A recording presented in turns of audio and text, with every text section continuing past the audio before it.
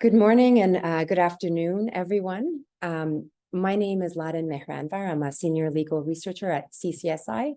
We're going to allow people to trickle in, but for the interest of time, let's get started. We are missing one of our speakers who's having a challenge getting on, but I think she'll get on in a couple of minutes. So in today's speaker series, we're going to focus on a dimension of the international investment law regime that has gotten very little attention, especially in the ongoing reform processes at the global, regional, and national levels.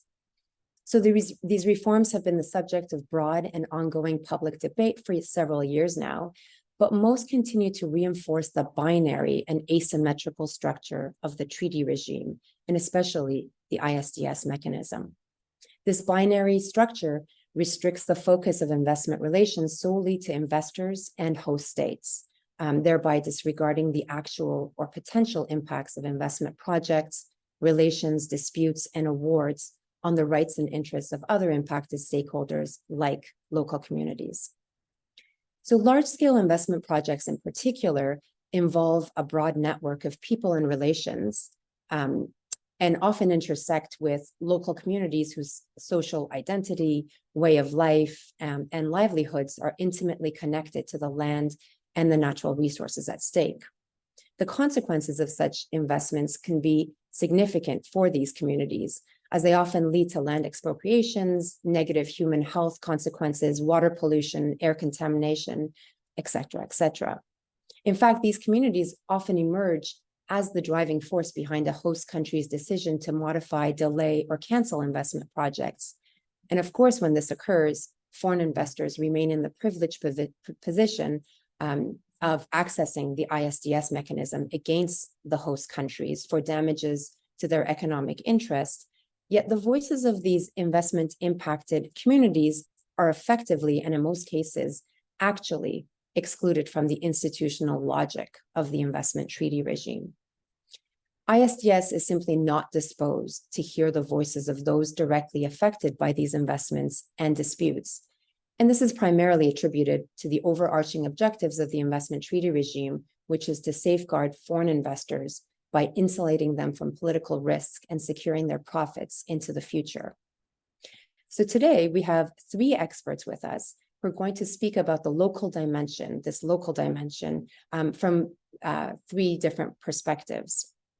So first we have Jen Moore with us. Jen is an associate fellow with the Global Economy Program at the Institute for Policy Studies.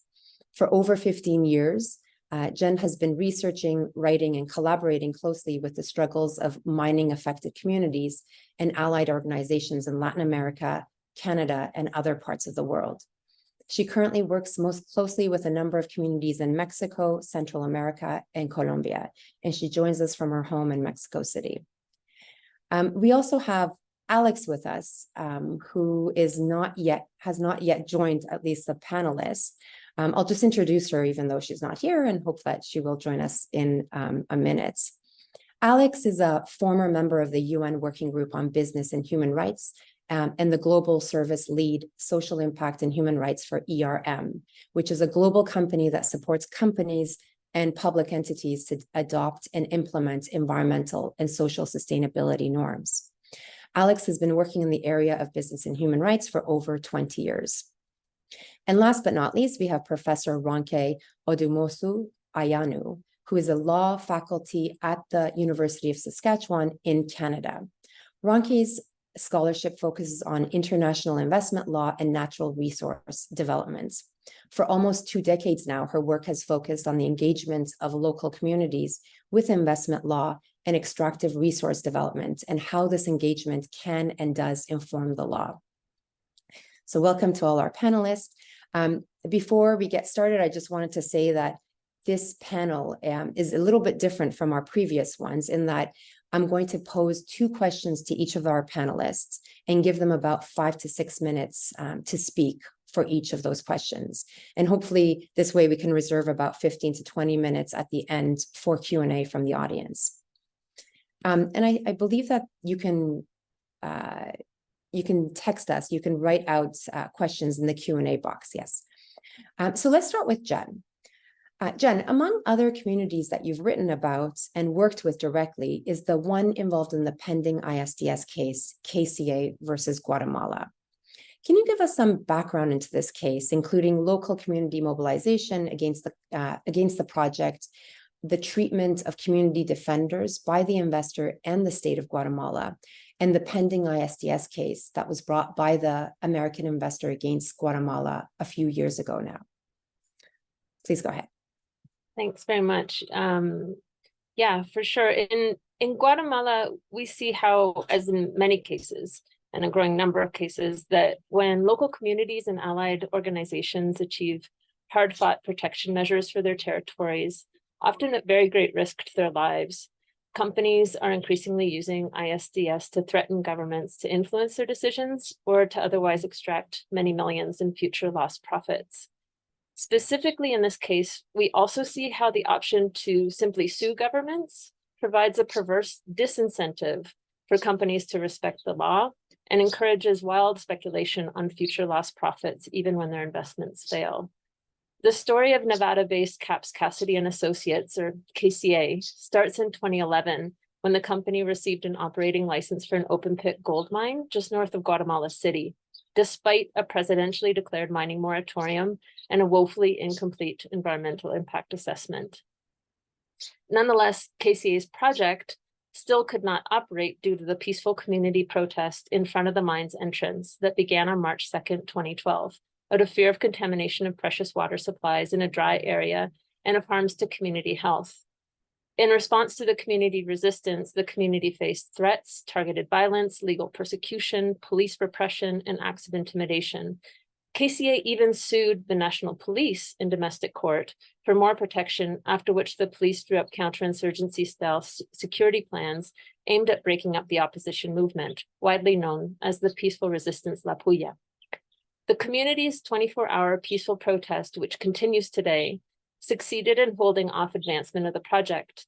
However, in May of 2014, with an excess of tear gas and force, the police broke the blockade and ushered in the company's heavy equipment to start operations. During the short time when the mine operated from 2014 to 2016, community opposition persisted. In late 2015, the Supreme Court found that the Ministry of Energy and Mines had not consulted with Indigenous people in the area and suspended the mine. This was a decision upheld by the Constitutional Court in June of 2020. Now, KCA is suing the Guatemalan government under the terms of CAFTA, the Central America-Dominican Republic Free Trade Agreement, for nearly $500 million for allegedly discriminating against the company and perversely for not protecting its investment enough. Notably, some 80% of more than $400 million that KCA claims to have lost is based on estimates of future earnings from exploration activities that it never carried out. In KCA's statements to the arbitration panel, it claims to have obtained community support and to have followed the rules in Guatemala. It also conveniently leaves out any mention of its lawsuit against the national police or details on the tactics used against the peaceful community resistance to get its mine up and running. Interestingly, although La Puya was denied the opportunity to submit an amicus brief to the ISDS panel, as many communities are, Guatemala built much of its legal defense on the documentation and arguments that the communities with allies have developed over the years. The government's brief includes, for example, how the company's investment in the mine increased after the community set up its permanent resistance camp, and how the company, coordinating with national police, used aggression and threats in successive attempts to dismantle the community resistance. It also makes extensive reference to evidence of the mine project's illegality, which La Puya has denounced for years, including how KCA's environmental impact assessment was so incomplete and deficient that, quote, it should never have been approved, and how the company violated around 50% of its environmental obligations and lacked the necessary municipal construction license, and as a result, operated illegally from the start. The government's defense effectively legitimizes the reasons underpinning the community's struggle. Nonetheless, the community has continued to fight for respect of their rights to decide over this project that so profoundly affects their lands and lives. In June 2022, the consultation process ordered by the Constitutional Court began under management of the Ministry of Energy and Mines However, until a US congressional letter and a widely supported public petition were directed to the government early this year, the government demonstrated little interest in involving the most directly affected communities in their own consultation process. The government has now credited the community's representatives, but the way forward continues to present challenges to having their self-determination respected. Overall, this is a project that should never have been approved in the first place, and despite never having had all of the requisite permits, still poses a threat to the affected communities and the people of Guatemala, who, if KCA's suit succeeds, could be deprived of hundreds of millions of dollars in scarce funds that could be much better used to attend to basic needs of the population, disasters provoked by the climate crisis, and to stem the flow of forced out migration. And Indigenous peoples and rural communities like those at La Puya simply want respect for their self-determination and access to clean water and health. But the panel of arbitration lawyers that will hear KCA's case will not be weighing the concerns of affected people. Rather, they're going to make determinations based on unjust rules set up to protect foreign investors alone. Thanks, Jen. And thank you so much for keeping within that short time frame. So right now, I would have gone to Alex to ask a few questions, but maybe we'll come back to Alex once she joins us, and I will move on to Ronke. So Ronke, turning to you, there's this concept of a social license to operate, and I think that Alex will talk about that. But can you just talk about that, your understanding of what that concept is, and how it's been treated in these ISDS tribunals? Is this something tangible that can gain support by local communities, or is this another voluntary and abstract concept like responsible business conduct or corporate social responsibility that we've heard of in the past? And can you also comment on why there are no direct obligations imposed on foreign investors in these investment treaties? Thank you. Thank you, Adan, for these questions, and thanks for the kind introduction earlier and the invitation to be part of this webinar. And it's great today to join Jen and hopefully Alex when she joins us. So the social license to operate is a complex concept. I say that it is complex because different actors use the concept differently. It's not easily defined. Social license to operate is often viewed as support of local communities and indigenous peoples for a project. And the first important distinction, though, is that the social license to operate is different from a legal license to operate that states grant, mostly to extractive companies. And in this sense, then, the social license to operate is much like corporate social responsibility. Often, investment law and natural resource development especially turn to the language of the social when local communities are involved. So corporate social responsibility, social license to operate. However, states and investors operate in the realm of the legal, but then communities are placed within the social framework. But there's been an effort to situate social license to operate as part of legal standards. And in that effort, the conversation has been around the ILO Convention 169, UNDRIP, the UN Declaration on the Rights of Indigenous Peoples, and domestic law of the host state. And that's exactly what the tribunal did in Bear Creek and Peru, where it considered the issue of the social license to operate, of course, with Professor Sands being in partial dissent. So the tribunal in that case explored the difficult questions around standards for obtaining the social license to operate. And the questions that the tribunal asks, though, portray a view of the social license to operate as a once and for all grant of support for resource development from communities. But Peru had argued in that case that a social license must not only be obtained, it must also be maintained. And really, for most communities, for many communities, what others may refer to as a social license to operate is really a continuous process. It's not a single grant that exists for the life of the project. It is part of a relationship. It is woven with the conversations around consultation and consent. So if one does not seek significant reform of the system, the social license to operate provides an avenue for discussing issues of consultation in investment law. However, I must be quick to note that it is limited and it doesn't fully account for the important questions of consent and the agency of communities. Um, Turning to your other question about the absence of direct obligations on foreign investors in investment treaties, there are at least a couple of reasons that may serve as an explanation. One of them is international law's approach to subjecthood, with the traditional view being that states are subjects of international law. And for that reason, there isn't much of, if any, of a focus on investor obligation. But really, I think one may better explain this absence of investor obligation, or at least limited investor obligation. One may better explain it based on the history of investment law and the deliberate crafting of the identities of each of the relevant actors. Although I must note that there are ongoing efforts to place some obligations on foreign investors in investment treaties, in the treaties between and among African states, but even those adopt somewhat tentative language.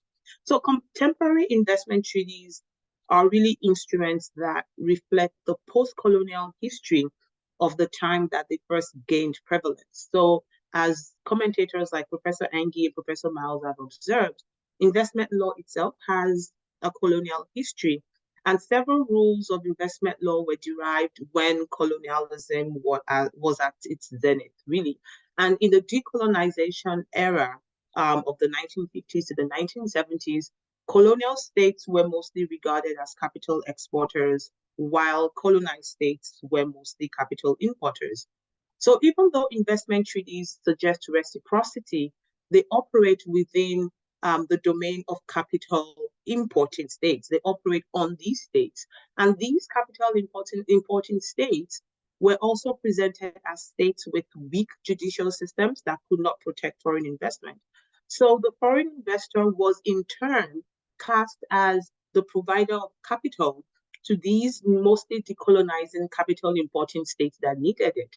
And the argument was also that these investors facilitated economic development. So investment protection was necessary and had to be achieved. And wrapping up here, so bringing it back to now, it's certainly important to protect foreign investment, but what happened and what continues to happen is that the pendulum swung to the extreme where foreign investment was and is protected without corresponding obligations on the investors, partly because of this history, partly because of the construction of the identities of all of these actors, and it has remained difficult to change this narrative, even in what some have called new generation treaties. Thank you so much, Ronke. That was amazing. And Alex, thank you so much. I'm so sorry about the difficulties signing in. So we sort of changed around the order. So Jen introduced the case of KCA versus Guatemala, gave us a bit of background in that, where it's standing right now. And then Ronke started off with talking about social license to operate. And so I'd like to go to you as someone who has worked with industry, including large scale mining. We'd like to get your perspective on this local dimension, and in particular, the social license. What kind of role and responsibility do foreign investors have vis-a-vis impacted communities?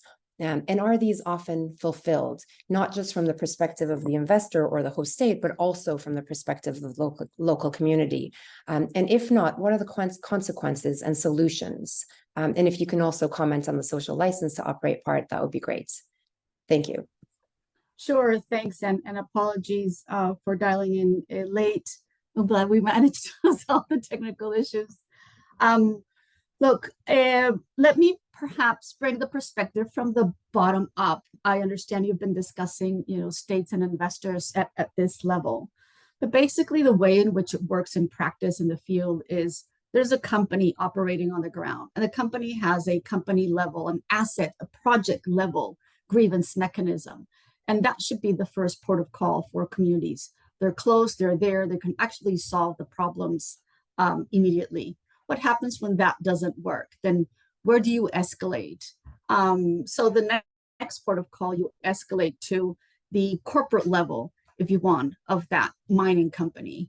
But what happens if that doesn't work? Or what happens if communities want a different avenue for redress? Then you can still bring this to the grievance mechanism of the potential financiers. And so we use the word financial institutions, and really there's many different types of financial institutions that can be involved in this equation. So it really matters what type of financial institution. If it's a public finance institution, such as the IFC or the equivalent in other regions, then they have their own redress mechanism where actually communities can come and file a complaint. And these accountability mechanisms of developed financial institutions are used quite frequently. In fact, are they fast enough? Maybe not fast enough for what communities need to do.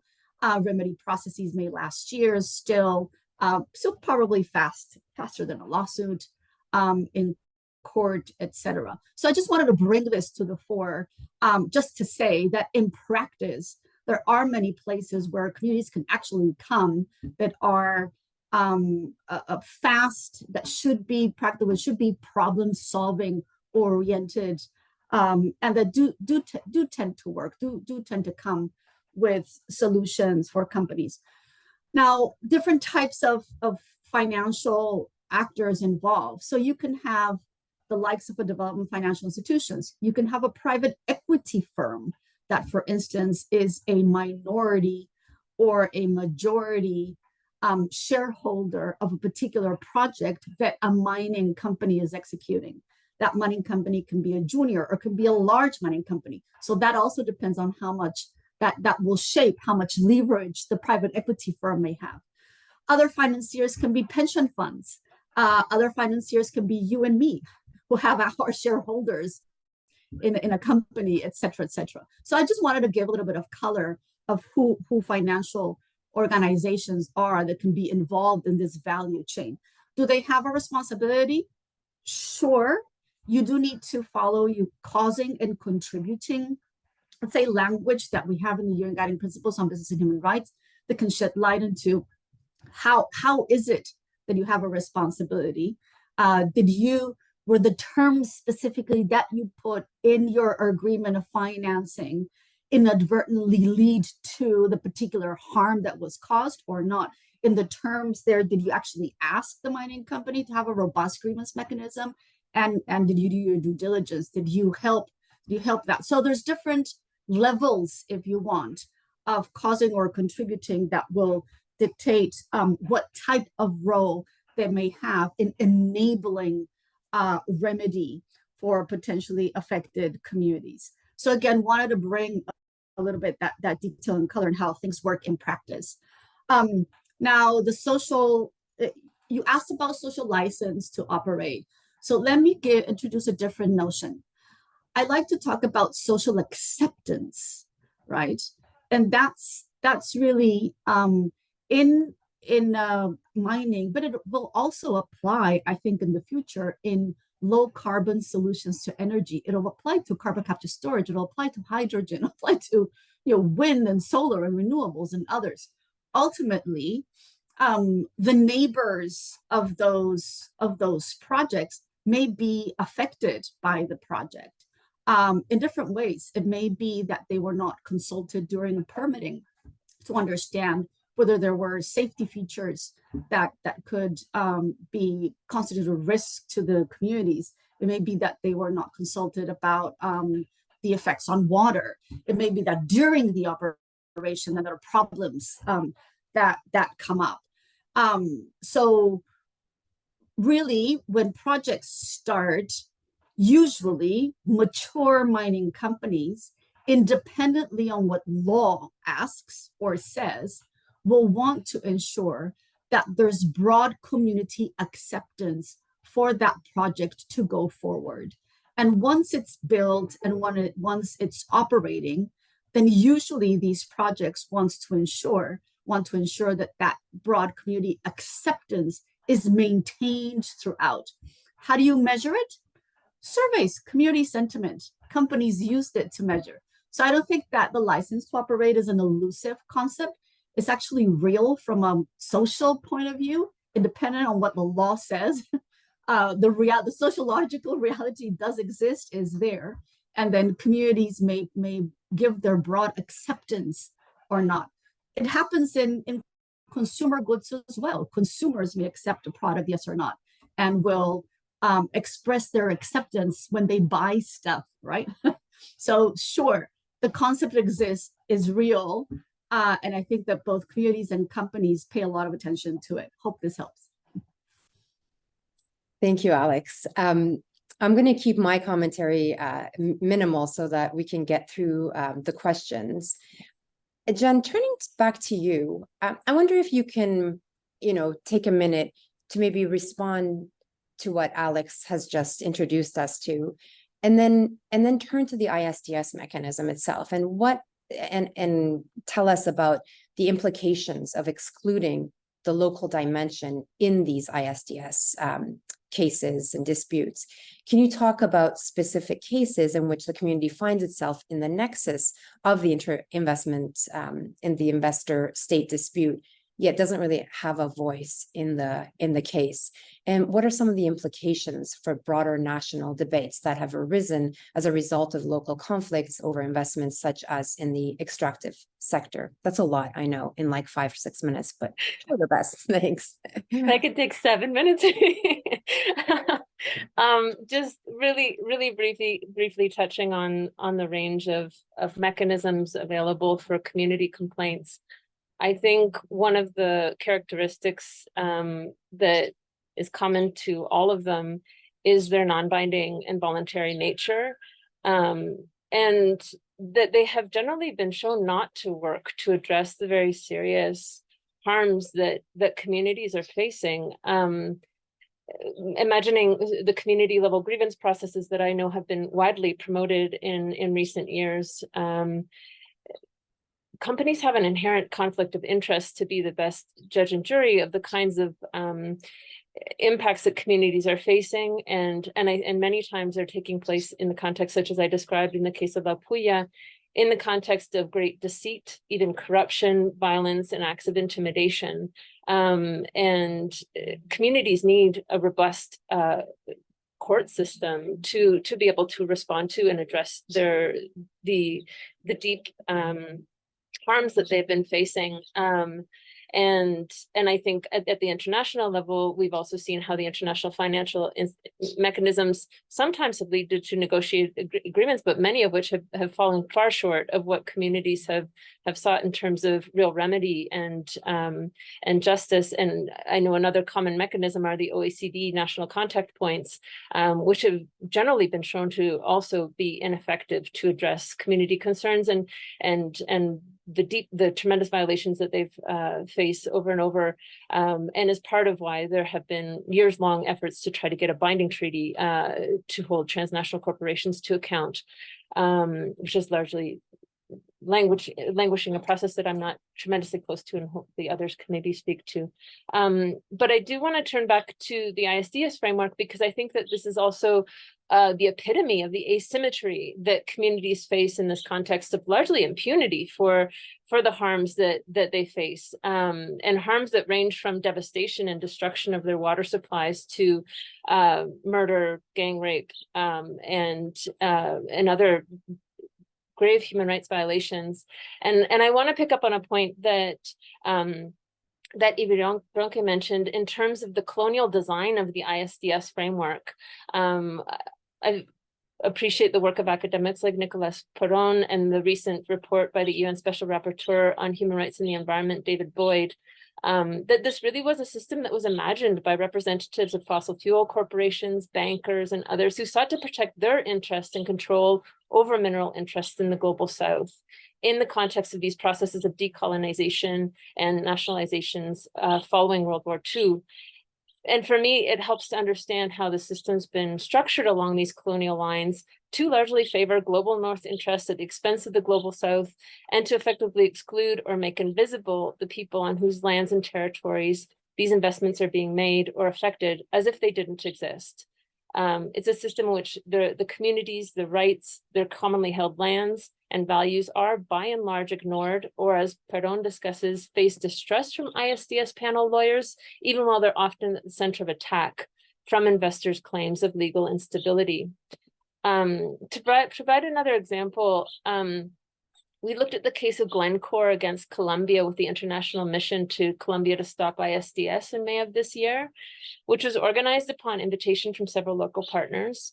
And in this case, Swiss mining giant Glencore is frustrating efforts to apply a constitutional court sentence in favor of the rights to water, health, and food sovereignty of the Wayuu indigenous people who are affected by Cerrejón, Latin America's biggest coal mine that's been operating for many years. This is Glencore's third ISDS suit against Colombia, and as we also heard from public officials during our visit, the company has threatened to sue Colombia on 2 other occasions. In other words, this is a tool that this company likes to wield to influence Colombian policymakers. Glencore's suit has been brought under the Swiss-Colombia bilateral investment treaty for an undisclosed amount of money, and it seeks to interfere with the implementation of this court ruling, which is concerned with the protection of the Bruno Stream, the last remaining tributary of the Rancheria River and a vital source of water for Wayuu communities. This company already diverted 3.6 kilometers of the Bruno Stream in order to expand the mine, and the communities seek to have it return to its natural course. Wayuu community members who have faced deadly threats and many years of struggle to win this constitutional court ruling that came out 5 years ago expressed to us their dismay at Glencore's suit, stating how they can't grasp how the person that is hurting you can then come and demand millions of dollars. So far, the Cerrejón mine has displaced 25 Wayuu communities and led to the disappearance of 18 streams. Colombian organizations such as the José Alvear Restrepo Lawyers Collective, or CAJAR, have accompanied the Wayuu in demanding the full implementation of the ruling and the return of the Bruno Stream to its natural course. And they note how Glencore's lawsuit is having a chilling effect and interfering in institutional and judicial independence, as well as state obligations to protect fundamental collective rights. One of their lawyers stated to us how government ministries from both the executive and judicial branches are afraid, and when they are asked what is going to happen with La Guajira and the failure to implement the sentence, they prefer not to talk about it, or have shied away from taking strong positions, saying, we're facing an international lawsuit from the company. It's now been 2 years since the company filed this suit, and the arbitration has only just been established, giving a further sense of how long and drawn out these punishing cases can be. And just the deep asymmetry between, they have a constitutional court decision that should be applied, and now the ISDS system is being used against that.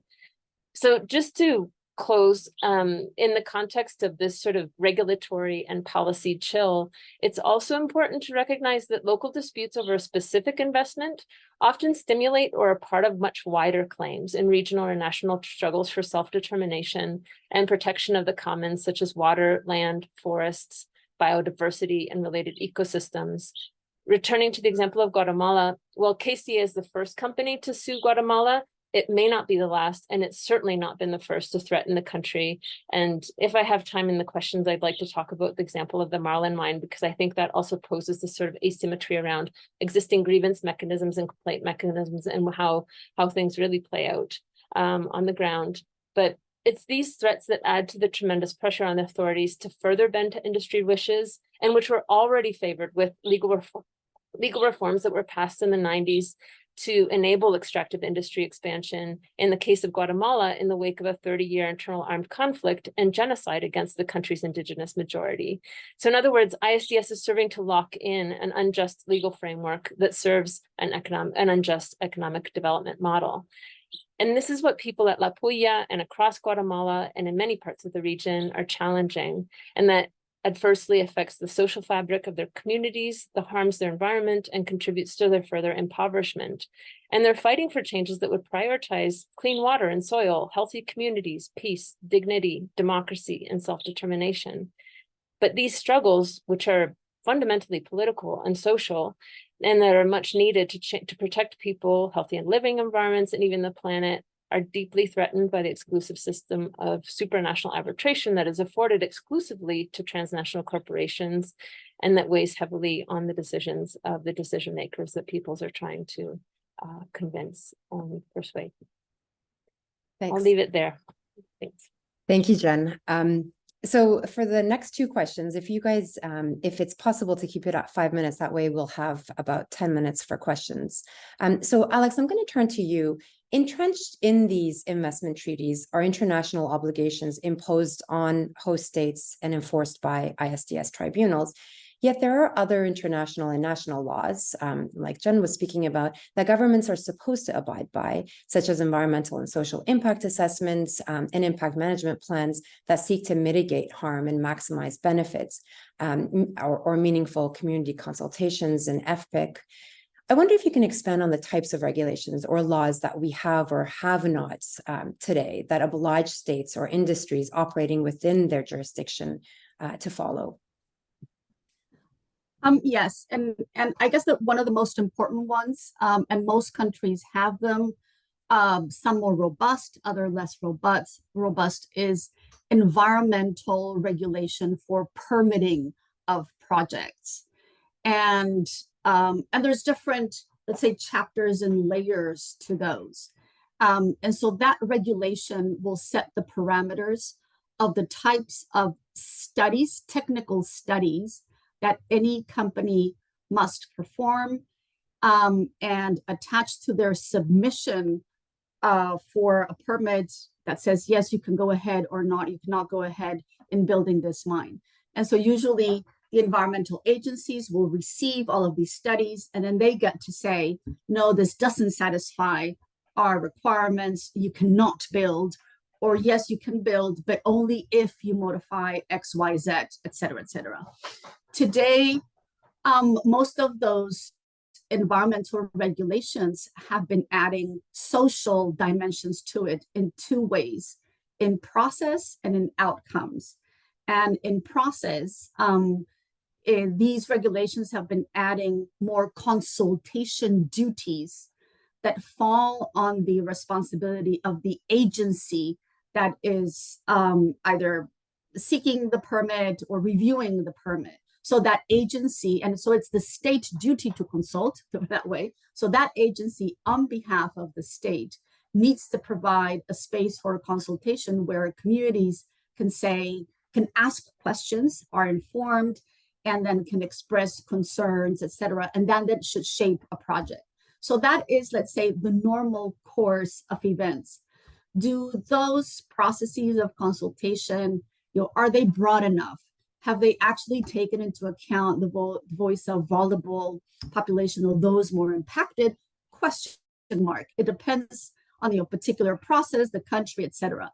But I would say that's the most practical regulation that exists that will shape things. Now, that regulation will also make the company have a grievance mechanism, then again, which is suitable for everyday types of impacts and solutions. So in that sense, having a grievance mechanism in many ways is not voluntary. It's actually mandatory and binding because it could be embedded into your permit. And once it's in permit, then it is binding. You have to do it and you have to manage it. And there are monitoring, let's say, programs that are embedded into that permit. And again, they're binding to the company. And so the government, the state or agency that is pursuing the duties and has the obligation then to monitor what the performance is of a particular company. So that's just one legal avenue, but there are many others. So countries will have different bodies of law, be it labor law, be it other aspects of criminal law, etc., that communities, employees, workers, unions, others can also use as avenues to protect their rights at different moments of the life cycle of a project. Now, this is, if you want, again, very at the domestic level, if you want, at the project level. Today, there are new regulations coming up on sustainability that I think will open different avenues for communities to use. So, for example, it's been discussed in the EU Parliament for a while already, the EU Corporate Sustainability Due Diligence Directive, which will apply to European companies, but has extraterritorial reach. So all of the value chain, if you want, of those companies will be affected. So let's say a car maker sitting in Germany that uses lithium, that uses cobalt, that uses copper, that uses nickel, is going to be connected to the mining value chain all over the world. So that car maker will have the duty to find out if there's been an adverse environmental or human rights impact, and will have the duty to exercise leverage to ensure that remedy happens when something bad has happened. Now, is that practical? We don't know. We're going to see how that works. How much does a car maker actually know about mining and discharge in a processing plant that crushes, a certain mineral, or a processing plant? Not much. How much does somebody sitting in Frankfurt actually knows of the reality of communities happen in an African country or in Southeast Asia? Not much. Can they exercise leverage? Sure, because they do have a market mechanism with regards to the mining company, and they can say, well, I'm actually not going to buy your materials if I'm not satisfied that you're managing environmental and social impacts appropriately. So there's a market mechanism and a market consequence for companies. So I think that the new wave of mandatory human rights due diligence regulation that has been coming up over the past years then adds other type of regulation that I think communities will be able to use. And by the way, these are coming with sanctions to companies that don't follow their human rights due diligence. So those are just examples of regulation. Thank you. Thank you so much, Alex. And then my final question goes to you, Ronke. So where do we go from here? Is there any way we can meaningfully or effectively include the rights, interests, or even the voices of local communities within the current regime? And this kind of goes to the question that we received from our first question that we received, which is, do you think that direct access of local communities to ISDS arbitration is a possibility as ISDS reforms are being discussed, and or would it be a desirable reform to the ISDS system? And within your intervention, if you can also comment on some of the reforms that have been taking place at the regional or international levels that are taking this important dimension into account. Thanks, Ronke. Great, thank you, Ladan. So 5 minutes, very quickly. Where do we go from here? I think that's a really big question. And I shared some of my reflections on that question in a paper that I recently published in the Journal of World Investment and Trade. And anyone who's interested could have a look at that, because we don't have too much time here. So in terms of the reforms and the question around whether local communities should be participating in ISDS, I would say that it depends. And that's not me evading the question. It depends because, as I'll mention towards the end of this, it's really a question of agency. It's a question to be determined by the people involved themselves, the communities involved themselves. But in terms of some of the reforms taking place, there are reforms at the regional and international levels. And these reforms began from visible initiatives such as amicus curiae participation. But we've realized that the way amicus curiae participation has been framed has been quite unsatisfactory for the participation of local communities in ISDS. I was reading a report from a roundtable hosted by the center, along with a UN Working Group on Business and Human Rights, where community representatives expressed their dissatisfaction with the amicus curiae mechanism, with one representative actually noting that the mechanism does not work. But beyond this measure and other transparency-related reforms, there have been some other measures that are relevant to our discussion. So different countries have been doing different things, but I think that one of the most visible examples of some amount of substantive reform has come from African states in regional treaties amongst African states. The latest initiative is the draft investment protocol to the African Continental Free Trade Agreement. And that is one agreement that affirms the obligations of states to promote and enforce laws for protecting indigenous peoples. It requires investors to respect the rights of indigenous peoples and local communities. It mandates investors to make impact assessments accessible to local communities and to indigenous peoples. It's made some changes to its national treatment provisions, as well as its most favored nation treatment provisions, to take the effects on local communities into account. It includes some CSR provisions, although the language on that is a bit tentative. The draft protocol also includes a provision that has been reoccurring in these African instruments that indicates that investors are subject to civil action in their home state where their investment activities lead to damage, injury, or loss of life. Excuse me. The draft protocol also notes that one of its objectives is to provide a framework that takes the interest of states, investors, and local communities into account. So African states are beginning to turn in their investment treaties to some of these substantive reforms. So then the question is, how do we really effectively include the rights, interests, or even the voices of local communities within the current regime?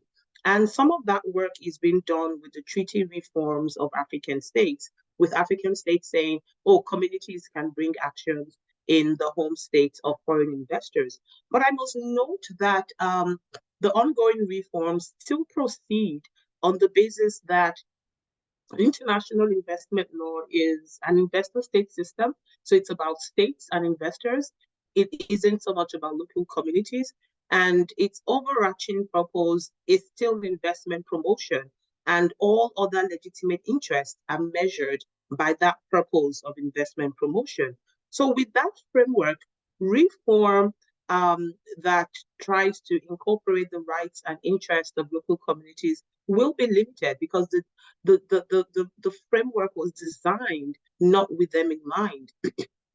As a result, I have argued in that paper that I just mentioned and in other work that it is necessary to revisit the entire system, especially the investor state basis of the system and the singular focus on investment protection.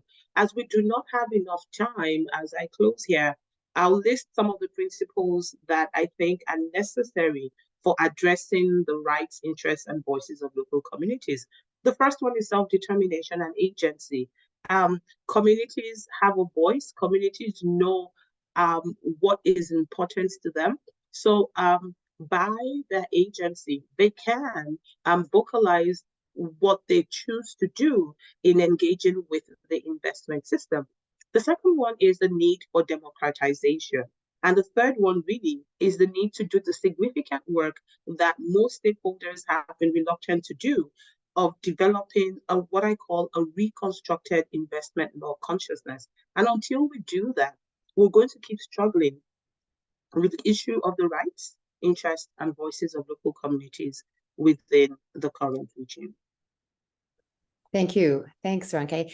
We have many really good questions. And so thank you to all the panelists. I'm just going to go straight and pick a couple of them.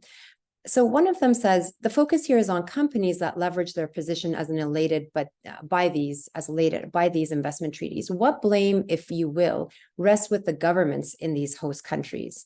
I don't know, Jen or Alex, if you want to touch on that. What responsibility do they have for signing these investment treaties in the first place, or for initially permitting these companies to operate without really the say of the local communities? Maybe Jen, you want to, are you okay? Because I have another one for Alex. I mean, absolutely, there is a responsibility of the state, and I think it's also notable that there's been a lot of movement and mobilization around the original signing of these agreements, and these agreements were not signed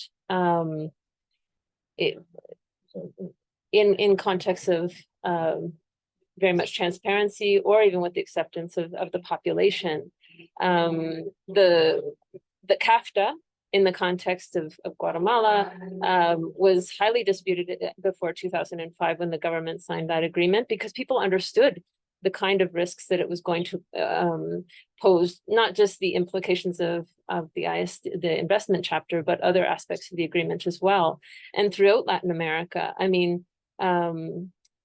there's a whole history of mobilization since the early 90s, starting with the appearance of the Zapatistas in Mexico and the signing of the free trade agreement between Mexico, Canada, and the US, when people understood that this was going to be devastating to the countryside and to indigenous peoples across the country, which has borne itself out over the last 30 years. And Mexico has also faced dozens of ISDS cases, many of which have at the heart cases of environmental contamination and unwanted projects by affected peoples.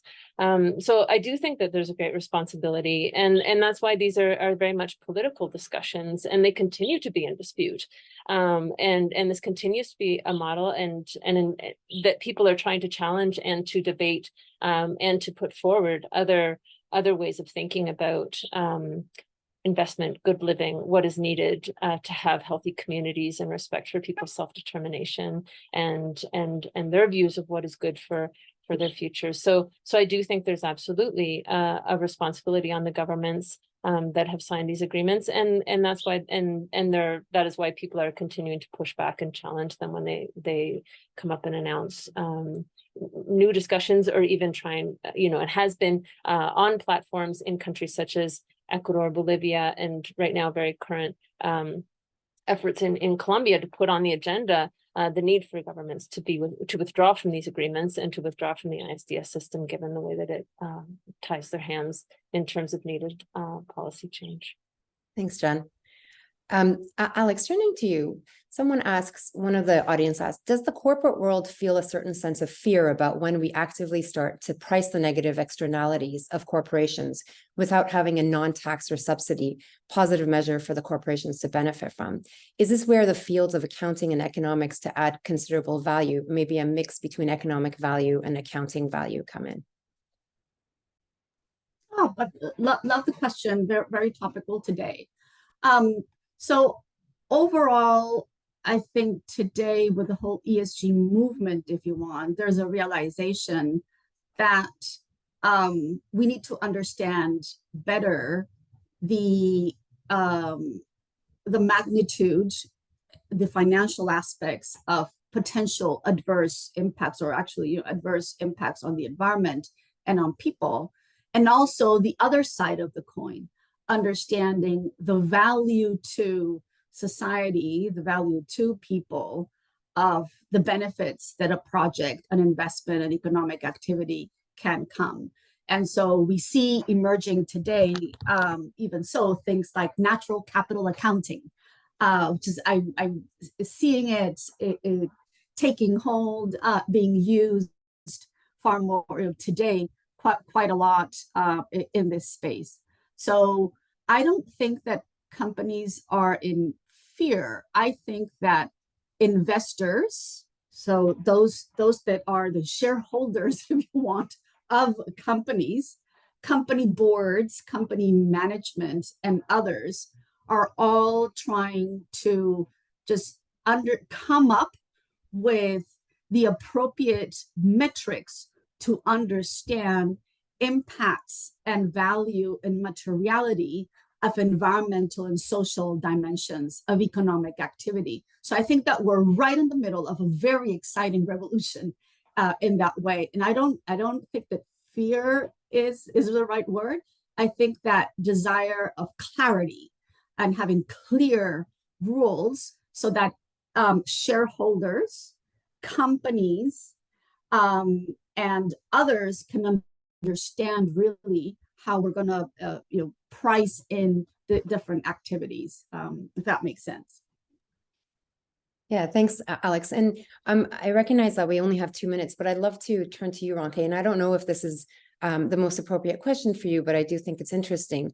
One of the audience asks, FDA has so many positive impacts on domestic economies in terms of job creation, etc. But my question is that how do we create confidence in foreign investors to invest in developing countries by reforming existing laws and policy to ensure equal treatment in case of disputes between local investors and foreign investors? Is there any global standard model for this? So I guess, how do we create confidence, if not for the ISDS system? So is this confidence in the investors themselves? Yes. Okay. So I would say that investment is necessary. And I think that's what got us here in the first place, that realization that investment is necessary. But the question is, on what terms, right? And I think that creating confidence in investors is really about responsibility, right, of the investors. And there's so many areas that we can pick from in terms of responsible activities and responsible action. So there's the environmental area to look at, right? There's the human rights area to look at, right?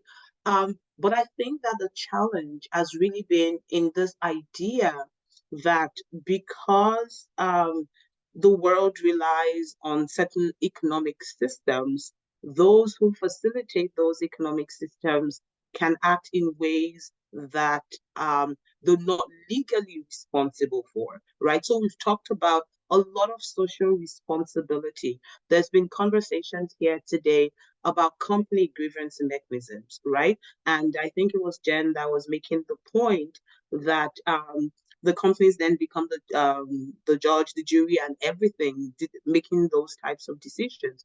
So I think that one of the things that we need to start to turn to are those binding obligations on investors. Unfortunately, it's just what people, humans, businesses respond to, right? And in the absence of those binding obligations, I think that things will continue the way they are. And many of the things that we talk about are theoretical, in the sense that, oh, this person is a subject of international law, that entity isn't a subject. All of those are theoretical. In the face of the real life impacts that some of these things have, I think we really need binding legal obligations, environmental, human rights, and in all those areas that matter to people. Thank you. We're right on time. Thank you so much to everyone, especially to the panelists. Thank you for being here, for accepting the invitation, and for your amazing interventions. And thank you so much for the audience. To the audience, I've copied your questions, and I hope that we can get to them maybe bilaterally at some points. Thank you, and have a good rest of the day. Thank you. Bye. Thank you.